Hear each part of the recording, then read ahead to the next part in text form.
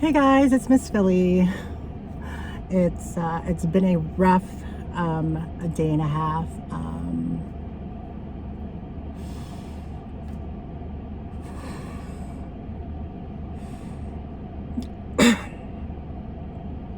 So the last so starting from like yesterday and the day before, my dog wasn't doing well.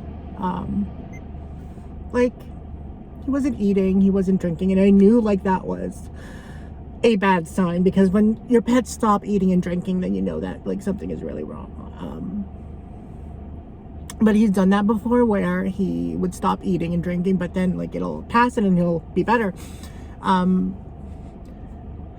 he also just got like very like he had a hard time standing up from a laying position, and there were times where like he'd be standing and then he'd like collapse to the floor, like, because I don't know if he was tired or he would trip on himself, but he wasn't like, I could just tell that something was off. But because this happened before, like a month ago, he was kind of acting the same, where he would like go in circles and then he'd like go to a corner and then just like stand there because he would feel like he's stuck and he couldn't move. Like this happened about a month ago, and then it went away and he was totally fine. I remember bringing him to the vet like a month ago, and then the vet told me if I wanted to put him down because of his quality of life, and I'm like, no, I mean, he's fine. Like he's walking around, he goes to my mother, he's like he knows his direction, he's still eating, he's like, you know, I still cuddle with him and everything is fine. So but it got to the point where like he'd just be laying for long periods of time, and then he would cry. So then like in my mind, it meant like to put him up, and then I would stand him up, and then he would go and pee and poo, and then like he'd just walk around, but he would always just bump into, like, say this is a wall, he'd walk into it and just stay there. And then maybe 3 or 4 minutes he can maneuver his way out, but a lot of the time he like wouldn't move, and I'd have to like, you know, move him. But it got to the point where like he was laying and then he would cry to be stood up, and then I would stand him up, but he would still like cry, and it wasn't like a yelp or anything. It was more like it's almost like a whistle sound, like a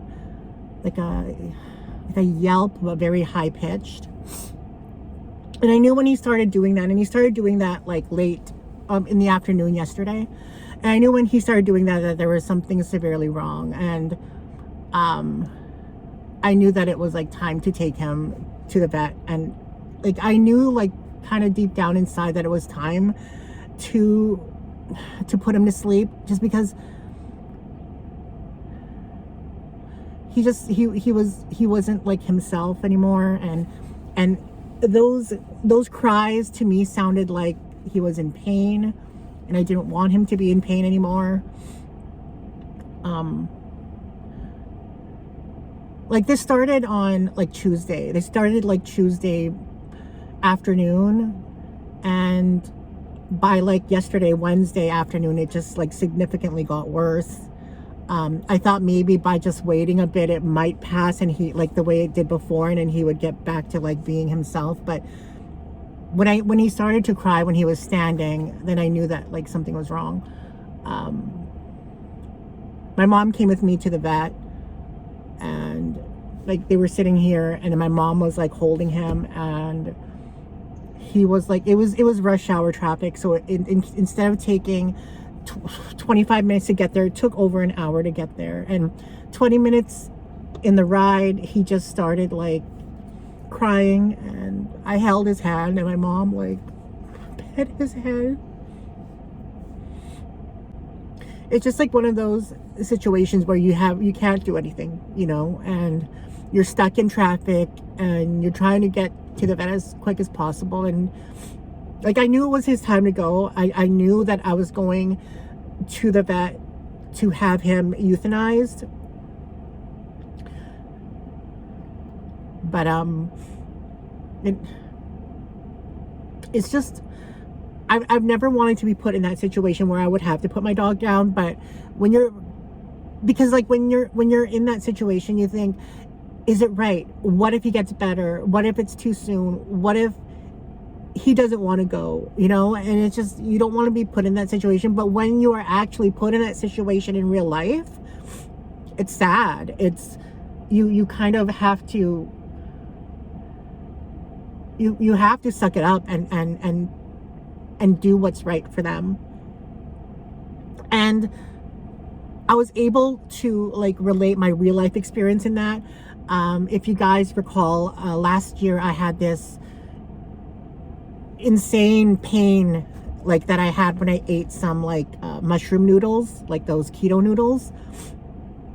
And when I wasn't being seen in the hospital and my healthcare system failed me and the pain was just unbearable, I was like literally ready to die. Like the pain was just so excruciating. I would have rather had been euthanized than go through that pain. And I know it sounds dramatic, but you weren't like, nobody was living or feeling what I was feeling. It literally felt like I was being stabbed in the gut multiple times every 2 minutes or even every 40 seconds. It was intense.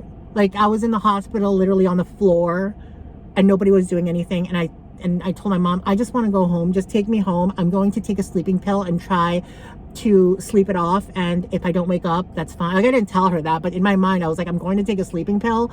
And if I die in my sleep, then good. At least I don't feel the pain. So I kind of related my experience with that to his, you know. I've had him since 2007 when he was like literally almost like a newborn. So it just feels weird not having him around.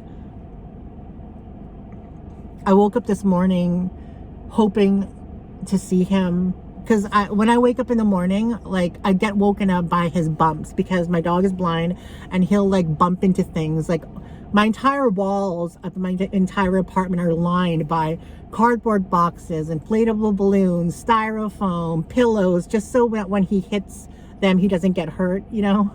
So my apartment looked like a mess, but at least he was fine because for the longest time he was wearing a cone.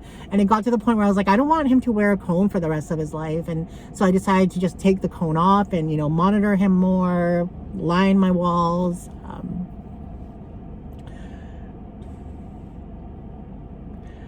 When I got to the vet, I got him from my mom's arms and I was holding him and his head was like right here. And then I got inside. They thought they were going to have a room ready, but they didn't. So they sat me down and I was sitting down holding him. I could just feel his breath like on my ear, like just little like breaths. But like, because he was just pressed so tight against me, I could feel him just getting weaker and like his breaths and his heartbeat getting lighter. And I don't even know how to explain it to you guys, but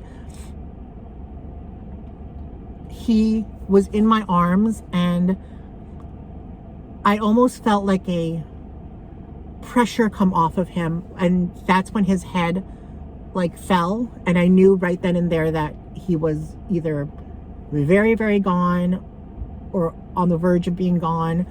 And I looked to my mom and I'm like, I think he just died. And then his head was just like flopping around, and you know that's not a good sign at all. And I went to the vet tech and I'm like, I think my baby boy is gone.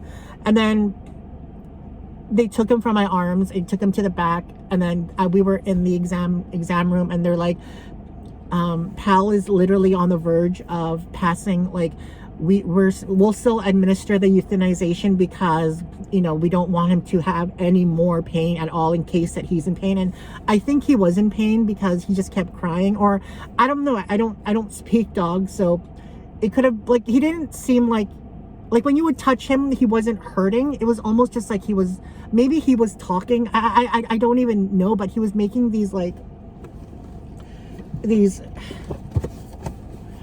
very faint and high-pitched yelps.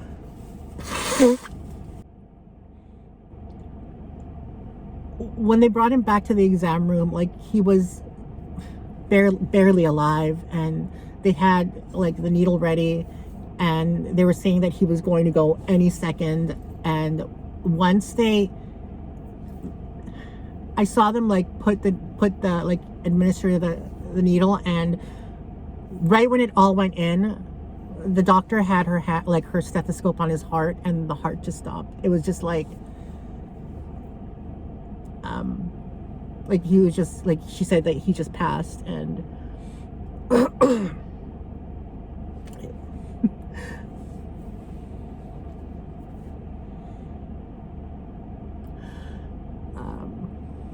my mom was a little bit confused. Like, she asked if he was just sleeping, and she thought that he was going to get better. So I feel like sad for her, because I don't think she knew what was happening, because it was just like very, like, I think she had the hope that he was going to be seen by the vet and made better by the vet.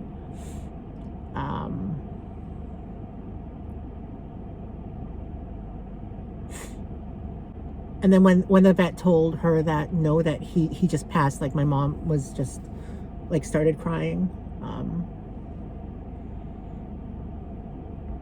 And I held his hand, I kissed his face, and I hugged him. Like, hey, what are you doing? I'm just talking to the camera. Oh my goodness, I'm interrupting. No, it's fine. About your puppy. Thank you. I appreciate that. Thank you. That was Rhubarb Vintage. We fellow thrifter. We follow each other on Instagram. I see her all the time. She's such a sweet person. It's such a, I don't know what the word is, but it's that same exam room on that same table is the exact same table and room that my first dog died in, that my second dog was in, and now my third dog. Like, it's just, it's surreal to think that it was the same exam room, same table. My first dog, Jupiter, died in August 1st, 2016. And then my dog, Wishbone, died February of 2021. You'd think it would get easier with each time that happens, but it doesn't. It doesn't get easier at all. The pain is still harsh.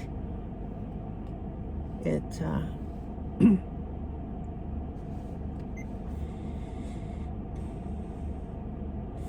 was hard to sleep last night, and I couldn't sleep for most of the night. Like, I would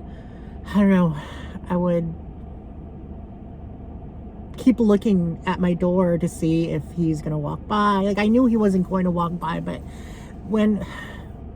after that whole thing, and I got back home to my apartment, like, he would always be waiting by the door, and he wasn't there, and my apartment still just smelled of him. And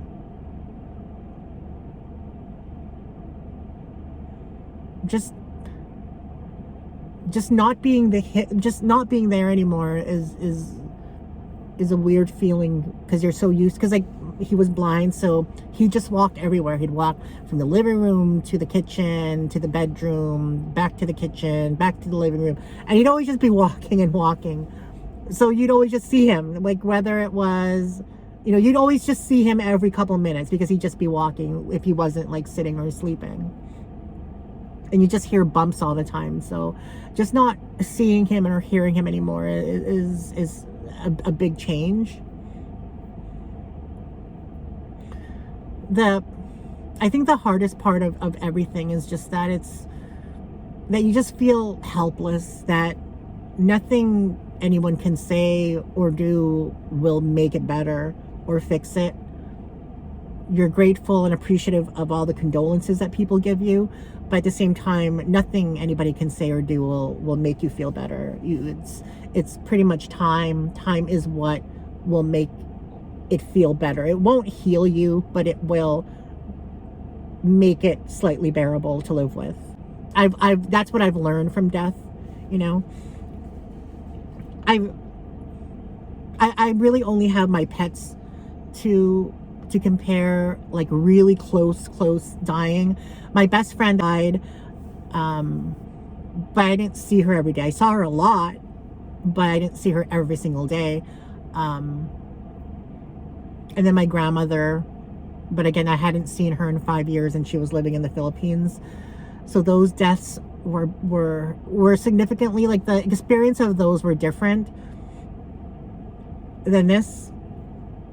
It's different when you have something or somebody by your side every single day and you see them every day and you pretty much take care of them. I feel like that's just a different, that hits differently than any kind of other death. Not that it's more important or something is less important. I don't say that at all. It's just, I'm saying that it's a different feeling for me anyway. And I appreciate everybody that's made a comment or sent me a message. Like, it was nice to read and to hear. I'm just out and about right now because I had to get out of my apartment. It is just so quiet and it just feels so lonely. And then I start to think, maybe I should get another dog. And then I feel guilty. And I feel guilty because I'm like, well, if I get another dog, I'm going to replace my other dog. And then I start to think that it's a selfish thing because I just don't want to feel sad. So I'm going to replace it with another dog. You know, and it's just like all these things in your head that go on. And even like when I was just home alone, it was just like, did I give him the best life that he could? Maybe I should have done this. Maybe I should have done that. And it makes you question about every little detail that has happened in the past. Maybe if I brought him to the vet sooner, maybe if I fed him healthier. There's a lot of woulda, shoulda, couldas when you know, when you're dealing with grief and death. And I spent literally the whole day or the whole night watching pet grieving videos, or, you know, and in times like this, like, you have to look to a higher faith. And I'm not a religious person. I guess I would say I'm a spiritual person. I was raised Roman Catholic, so I've always known, like, God, heaven, hell. But as I got older, I didn't put it in that one box. I feel like there is a heaven. I don't know if there's a hell, but I feel like there is a something.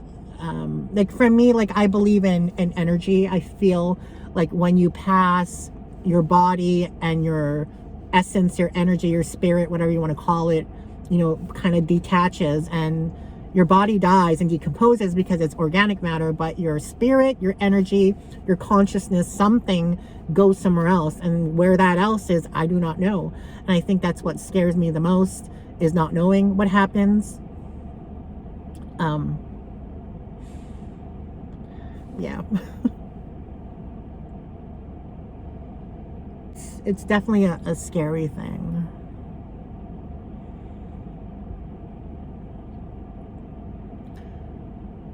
Just getting used to not having the routine of having your dog around, I think is what's going to be a hard change, because he was a senior dog. He relied on you. Not only do they rely on you in a normal sense, but when they're senior and disabled or have a disability, they rely on you even more so. And it's just, when you don't have them to take care of anymore, what do you do? I feel like emotional pain is just as worse, if not even worse, than physical pain, because physical pain will heal. Emotional pain, you don't have anything, you can't, like, there's nothing to do. You can't fix it immediately. If you cut yourself or you break a leg, you know, it'll heal. You know what to do. You have steps to do, you know. And emotional pain, I guess there are steps to do too, but I feel like it's just harder because it's just all inside. It's all inside, and what can you do with what's inside? Anyway, I just stopped by the thrift store because, you know, on the way to the thrift store, I saw so many dogs, and there was this one where this lady was walking her dog and this guy was coming the opposite way, and then he crouched down to pet the dog, and the dog lifted up his face like that to be petted. It's just a moment that made me happy today. So yeah, I just wanted to talk about that. I have some pre-recorded videos that will go up before this, so this is probably going to be up a few days after Wednesday, which is today, where I'm recording this. But I just wanted to fill you guys in. I appreciate everybody who, like I said, who sent the message. I really, like, it's very nice to know that there's people out there that or concerned. That's another thing that I wanted to dabble on, which might sound selfish, but as this is all going through, and I have my mom to talk to and deal with this as well, but it's like I lack that person to run to when an emergency happens. Like when a crazy life event happens, you would like to have that person to call, to rely on, to talk to, a shoulder, to be there for you. And not having that it just puts a lot of things into perspective. It's like, not only are you in that moment of shock and grief, but now you are having to deal with it on your own. And that scares me. Like, that made me think like how lucky people are who have a significant other to be there for them, and it just got me to think like how trivial a lot of the things that I've talked about. I mean, like, don't get me wrong, a lot of the things I talk about and whatever on my channel is humor, my personality, but when I say things like, oh, I want to find a hot, sexy white boyfriend, I really just want to find someone that cares about me and who's there for me and who is a nice person and loves you for who you are. That's really what I mean. When I say I want to be a skinny hot bitch and be hot, and what I really mean is I want to be healthy and happy and confident. It just puts things into perspective when you're dealing with a life event, how a lot of other things in life just aren't as important as you once thought. But don't get me wrong, I'm still going to be funny. Okay. But yeah, anyway, I just wanted to update you guys. And I mean, I'm still going to be thrifting. I'm still going to be vlogging because we're self-employed. So, the world doesn't stop just because we're grieving and feeling a certain way. And unfortunately, when you're self-employed, if I'm going to be home crying in bed, it ain't going to help me. And, that's not going to pay the bills. That, if anything, that will just make me feel sadder. So we're out thrifting. We're thrifting alone. I told Daniel I didn't want to thrift with him today just because I don't want to thrift with someone being in this emotional state. But I'll probably go thrifting with him tomorrow if I feel better. And I love my dogs. I love Jupiter. I love Wishbone. And I love Pal. And I hope one day when I leave this earth that I'll be able to see them again and hug them. Not only them, but my grandmother, my best friend April, my dog Casey from when I was a little youngin. Hey guys, it's Msfili. It's literally day 3, 2.5 maybe since my dog passed away. I'm still waiting for the vet to call so I can pick up his ashes. I don't know. I'm not doing too well. This happened on Tuesday. It is now Thursday.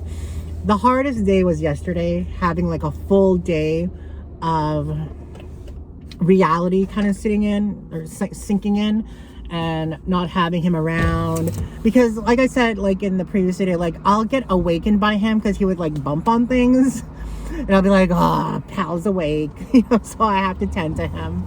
But it's one of the most difficult things when you're so used to them being there and they're not anymore. And yesterday too, like I had like 3 breakdowns, like literally ugly face on the floor. And look at that dog over there. He's like looking at me. I swear my dog is being channeled through him. But it's also weird because like I've been like hearing, it's also weird because I've been hearing like his voice and his pitter patter of his steps, and I don't know if it's all in my head or maybe it's something else, like the building, or maybe someone is making sounds upstairs. I don't know, but in my mind, like it's what I keep hearing it. Like, yeah, it could be like all in your head, but I don't know. It's just it's just weird, but also comforting, you know? Like I said in the last clip, like in tough times like this, you know, you start relying on faith, you start relying on a higher power, higher being, whatever. And it helps, it's comforting to know that there's something bigger out there, a bigger picture, and not everything is just here. But I miss him so much, I do. And I was looking at dogs on at the pet pound, like the Humane Society, looking to see if, you know, there was a dog that needs rescue. Like, I'm not going to make any harsh decisions right now, so don't even like comment that. I'm not looking for a dog right now. I'm just looking. I'm not looking to get a dog right now. I'm just looking, you know, just to see.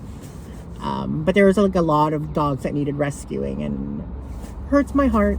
But I've been watching so many puppy videos, and even like from a logical standpoint, I know not to make any big and rash decisions when you are at in a emotional state, or in a grieving state, or in a heightened sense of state. Do not make decisions like that because, you know, you're not thinking straight. You're obviously in a certain way. But it's funny, but when my dog passed, I mean, when my dog was still alive, or even when all my dogs were alive, like in my head, I always thought to myself, I'm never, ever getting another dog because they are just so much work. It's like having children. You don't have the freedom, the flexibility. You know, you can't go on vacation when you want. You have to board them or have someone look after them. You have to be home. Like, it was a lot of work. Obviously, it's a full-time job having pets. But now that they're all gone, like in my heart, I'm like, I need a pet. I'm just a pet person. It's hard because I live in an apartment, you know, and I'm on the second floor. So trying to get them, you know, you have to go downstairs and let them do their business outside. And in the cold of winter, it's so cold. Like my dog Pal, when it was winter, he would not go in the cold. Like, it was impossible. So we had like a pee pad or a doggy training pad inside of my apartment, and that's where he would go because he just would not, it would be too cold. Like here, it is just way too cold. It gets to like negative, like 50 degrees sometimes. So, you know, it's nearly, how are you going to pee and poo in that kind of weather? You cannot. But, so it's kind of hard to have an apartment. But what I love about my apartment is it's very, very spacious. There's like so much, like it's literally the size of an upper floor house. So like it's literally not almost 1,000 square feet, and there's just so much room. There's not a lot of like corners and stuff. So it's like a big open spaces, like big open living room, big open kitchen. So there's a lot of room for them to walk around. That's the reason why I picked that apartment when I was moving, because I picked it for my dogs, because I had 2 dogs at the time. So they had a lot of, and I had a big dog. So I wanted a lot of room for them to move around in. And I think that's a sign of a pet person, an animal lover, is when you're trying to accommodate your pets rather than yourself first. I had an option to pick an updated, modern, beautiful condo, slightly cheaper, not condo, apartment, slightly cheaper, more amenities. It had an extra bathroom and a walk-in closet, guys, and central air. But no, I didn't pick that apartment because this apartment is way more spacious for them, and that's the reason I picked it. Even though it was less modern, 1 less bathroom, no walk-in closet, no central air, and less amenities, and it was cheaper. So dogs before myself is my motto. But yeah, we're on day 3 of grieving pet loss. Love my dog, and it still hurts. It hurts, and I'm probably gonna cry again. I'm still getting out of the house because I can't just be cooped up in my apartment all day, and it's nice to just get out for like a couple hours. I'm not doing the whole thrifting around thing. I think this is just the 2nd thrift store that I went to, but at the moment that's all that I can really do, because I'm still mourning and grieving. But I just wanted to update you guys on day 3 of mourning a loss of a pet. Hey guys, welcome back to the channel. It's your girl Msfili. So we are pretty much 7 days into my pet loss, my mourning, and it's better. Like, I will admit that I feel slightly better. I still think of him every day. obviously. And I don't know, I miss him. I still miss him, obviously, but it was hard over the 4-day weekend because it was a holiday here in Canada. It was Victoria Day. So it was hard because I really didn't have anything to do. I don't thrift on the weekends, and Monday was a holiday, so I had a lot of time in regards to thinking and to missing and to being home in my surroundings, that everything reminded me of him. So that was a little bit difficult. I feel like on Monday, which was yesterday, it was probably my first time where I didn't cry. So I probably cried every day for the first 6 days. It's just weird because something will remind you of him, or you'll see something online, or you'll see something in person, and then you just get very sad. But I went to the Humane Society on Saturday just to look around, not to adopt, but just to look around at the animals there, and I felt so bad for the animals there. I wish I could adopt them all. I'm telling you guys, if I ever win the lotto, or when I become very rich and financially secure, I'm going to spend a lot of my time helping people and animals, because I mean, oh, I don't know. I feel like that's kind of my calling eventually. Like, I love thrifting and stuff, and will continue to do it forever. But I feel like eventually I want to transition into like helping people and helping animals. And if I can incorporate thrifting in there, like in that sense, then, you know, that'd be even more amazing. But so today I picked up his ashes. Oh, yeah, I want to share it with you guys. All my other dogs, when I received their ashes, they were like big containers. He's so tiny and small. Look. Oh. Yeah, but I mean, I could have gotten an urn with it, but I don't know. I want to choose my own urn, not like something from them. So, and pretty much it comes in like a box like this, and then his ashes are wrapped in like plastic, like that. So,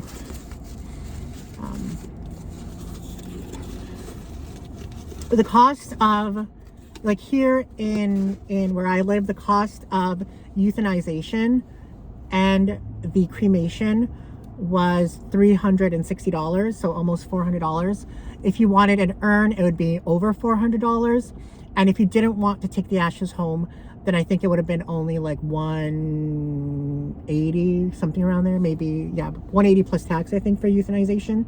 So anybody who's curious of how much it approximately costs. And thank God I had the money, because otherwise I wouldn't know what to do.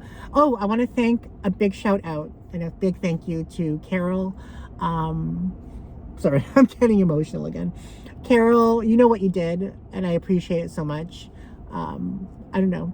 It's weird that people that you don't even know I don't even know what Carol looks like, okay?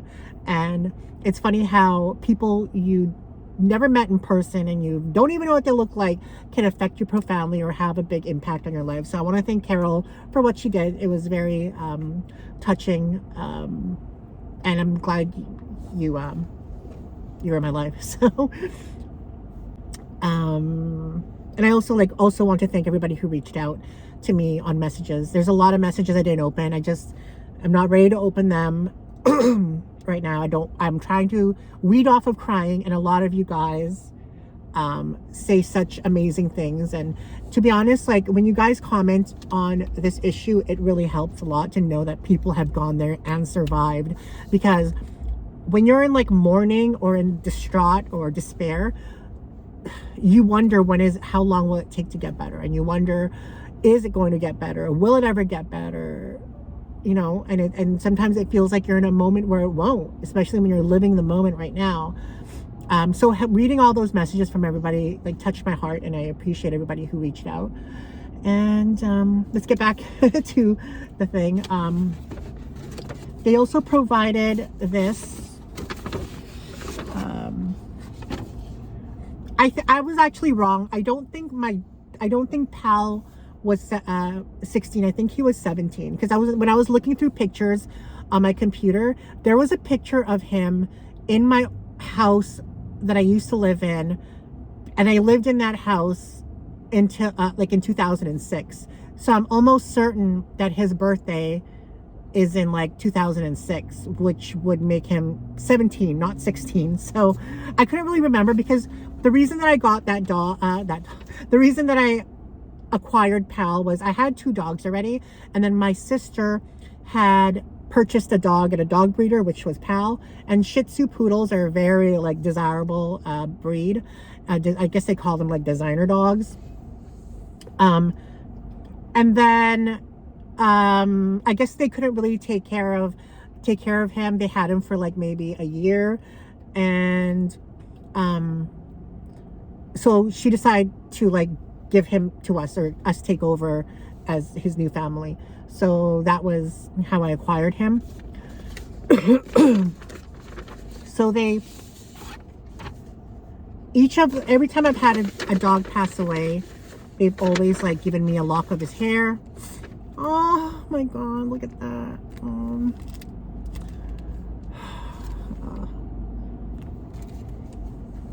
Just seeing his hair is just like, I just remember it always being in my face, touching it, brushing it. They give you his paw prints, and then they gave us 2 paw prints with a rainbow. I'll read it to you guys. It says, oh, okay, sorry. Sorry, I didn't know I was gonna be this triggered. There is a bridge connecting heaven and earth. It is called the Rainbow Bridge because of its many colors. Just this side of the Rainbow Bridge, there is a land of meadows, hills, and valleys with lush green grass. When a pet dies, a pet goes to this place. There's always food, water, and warm spring weather. I'm sorry, hold on. The old and frail animals are young again. The abandoned animals are again surrounded by friends. Those who are maimed are whole again. They play the whole day, every day with each other. There is only one thing missing. They are not with their special people who love them here on earth.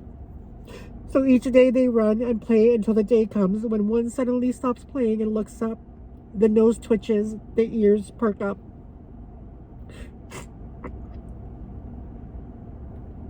The eyes water.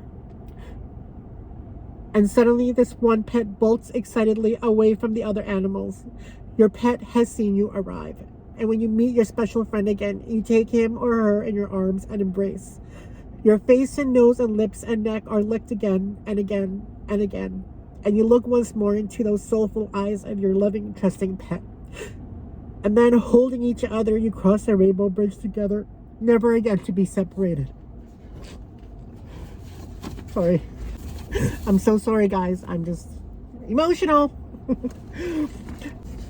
Anywho, that is his poem that we're going to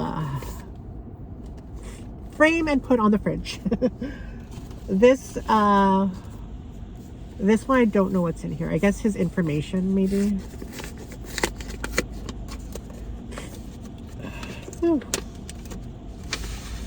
Aww. Precious pet cremation. Your final show of appreciation has been completed on this 19th day of May. Cremation has taken place as per your request. Go in peace, my beloved faithful friend. Okay, well, I guess we cried today.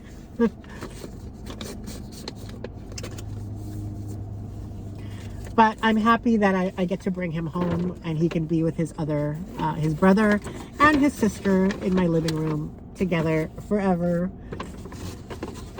To be honest though, like, when I die, I probably want to have their ashes with me. I should probably put that in my will. Anyway, guys, yeah, so I just wanted to do a video for people who are probably going through the same thing. The first day it happened, I was more like in shock, so I didn't really have an emotional breakdown or whatever. But the first day, the full day of it happening, so the following day of when it happened, was the most difficult one. And then it gradually got better. Less painful, I would say, not better.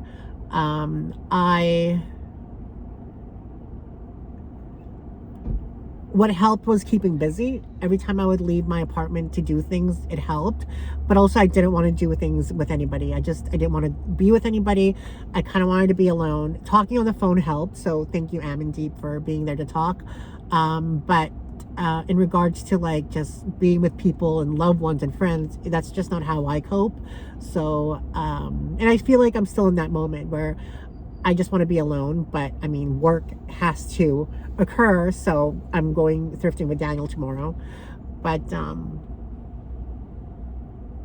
be prepared.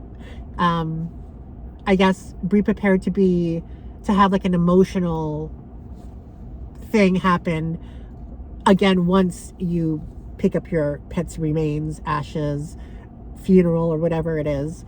I thought it was over. I thought it was like not going to cry anymore, and then boom, receiving this was very, very triggering. And I think I knew it was going to happen because I was on the phone with my friend Amandeep while I was picking up his ashes, and then my mood kind of like changed where it was like, but then I was like, I thought I'm feeling better, maybe I'm not. And then just seeing how everything is just very it affected me. Anyway, I hope you take something away from this video. I wanted to upload this because I want a record or a diary of some sort of the what transpired. But again, thank you to everybody who's reached out, and